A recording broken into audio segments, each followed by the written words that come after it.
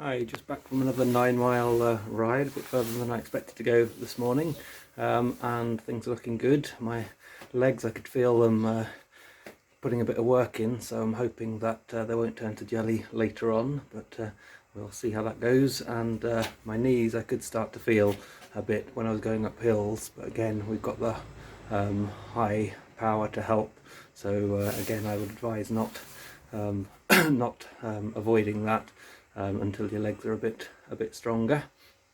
The other thing I wanted to talk about was one of the things that crossed my mind when I was looking for bikes was, should I go for a road bike or a hybrid bike, which a hybrid's a bit more like a mountain bike, and I was veering towards the road bike, partly because it has the drop handlebars that I thought might be handy to cut down my wind resistance. Not that I'm going that fast, but it can make a bit of a difference, I think.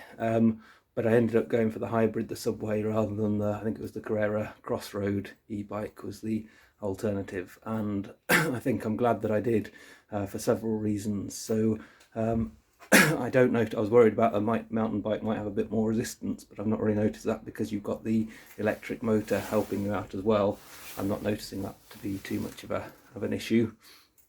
And the other thing, the cycle paths aren't the best, so there's lots of bumps in there, so having the big thick tyres and big thick wheels to go over those gives you a bit more confidence. But the other thing is really riding down the little country trails that we've got around here.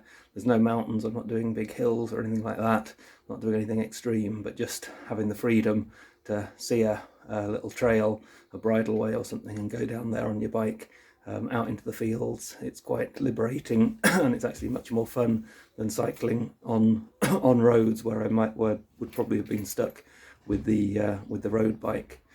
The other thing is that the cycle paths, several of the cycle paths that have been nice tarmac paths, you can go along them for 2 or 3 miles and then all of a sudden they turn into a gravel path that, again, on my road bike I'd have been a bit worried about.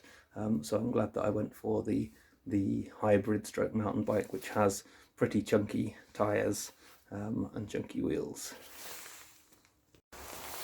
Okay, that's another ride just done. So it's a very windy day today, so I thought I'd go and see how it was cycling in the wind, and it wasn't too bad, to be honest. The e-bike helps a lot. Looking at my average speed, so generally on my trail commutes I've been getting an average speed of about 10.5 miles an hour, and that's not the actual cycling speed, that's the average with all the stops, because there's lots of places where you've got to give way and go across pedestrian crossings. On a normal kind of free ride I'm probably averaging around 12 to 12.5 miles an hour when there aren't any things that are really slowing me down, like the slow cycle lanes. Today in the wind I was averaging about 11.5 miles an hour, so it didn't slow me down much. The only slight concern is my knees. I'm starting to feel my right knee giving me a bit of pain, so I kind of aborted this ride after 6.5 miles.